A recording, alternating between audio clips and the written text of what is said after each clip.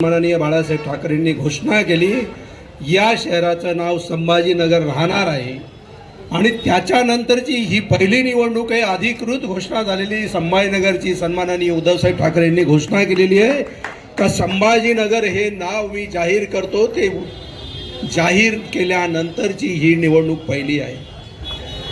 योगायोग बघा कसा आहे. त्या निवडणुकीच्या पहिल्या प्रचार कार्यालयाच्या उद्घाटनाला मी होतो. चंद्रकांत खैरेजी उभे होते, आमचे सुग्री मिडलांजी उभे होते.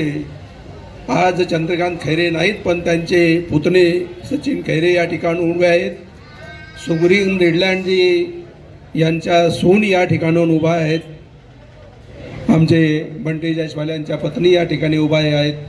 आणि शहरात सगळीकडे ज्यांचं नाव आहेत आमचे लच्छूसेठ भाकरिया यांचंही या ठिकाणी उभे आहेत.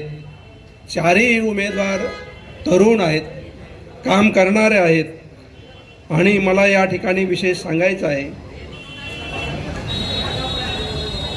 संभाजीनगरचं नाव जाहीर झाल्यावर पहिली निवडणूक असल्यामुळे या निवडणुकीचं महत्त्व आहे. सन्माननीय बाळासाहेब ठाकरेंनी या शहराला नाव दिलं, या शहरावर प्रेम केलं आणि म्हणून ही निवडणूक महत्त्वाची आहे.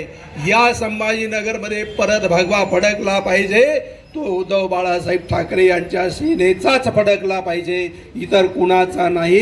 हे आपण ठाम ठरवलं पाहिजे. त्यावेळेला लढाई आमची अशीच होती. प्रस्थापितांची लढाईची होती, भ्रष्टाचारांच्या वाल्यांची लढाई होती, पैशावाल्यांची लढाई होती. आजही तीच परिस्थिती आहे. फक्त फरक एवढा आहे, त्यावेळेला परकीय काँग्रेसवाल्यांची लढाई होती आणि यावेळेला आमच्यातलेच प्रस्थापित झालेले, पैसा कमावून मोठे झालेले या प्रस्थापितांची लढाई आहे. म्हणून मला हे सांगायचं आहे, सन्माननीय बाळासाहेब ठाकरेंच्या नावासाठी, या संभाजीनगरसाठी तुम्ही या सर्व उमेदवारांना निवडून दिलं पाहिजे. देशाची परिस्थिती पाहिली आत्ता तर लोकशाही राहील का नाही राहील अशी परिस्थिती निर्माण झालेली आहे. काल 70 उमेदवार या महाराष्ट्रामध्ये अपक्ष निवडून आले. कसे निवडून आले? धाक दपटशात दादागिरी करून पैसे देऊन उमेदवारांना. सोलापूरला एका उमेदवाराचा, मनसेच्या उमेदवाराचा खून झाला. एवढी भयंकर परिस्थिती या राज्यात चालू आहे. आणि हे सगळं संपवायचं असेल बाबांनो तुम्हाला, परत या देशात डॉक्टर बाबासाहेब आंबेडकरांनी उभे केलेली लोकशाही जर टिकवायची असेल तर आपल्याला या ठिकाणी आपल्या या भस्मासुराला गाडून शिवसेनेचे उमेदवारांना निवडून आणलं पाहिजे. अनेक प्रश्न आहे देशातले, तुम्ही बघितलं असेल. अनेक कंपन्या विकायला निघालेल्या आहे. कामगारांचे प्रश्न सुटत नाही, शेतकऱ्यांचे प्रश्न सुटत नाही. मला आठवतं लहानपणी खैरे साहेब फार इंदिराजींच्या काळामध्ये प्रश्न होता. देशात महागाई वाढलेली होती आणि त्यावेळेला घोषणा होती, वारे इंदिरा तेरा खेल, सस्ती दारू महंगा तेल. आत्ताची परिस्थिती हीच आहे. आपल्याला असं म्हणावं लागेल, वारे मोदी तेरा खेल, सस्ती दारू महंगा तेल. ही परिस्थिती या देशावर आणली कोणी?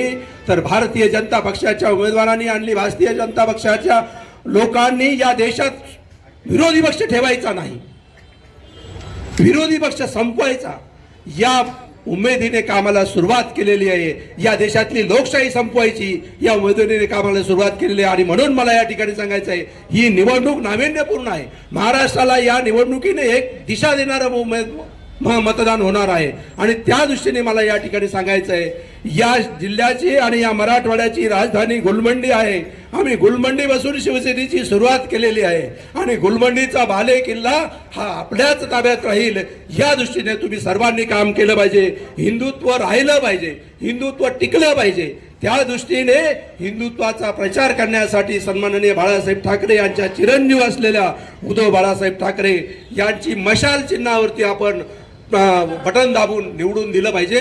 मशाल आपल्यासाठी नवी नाही.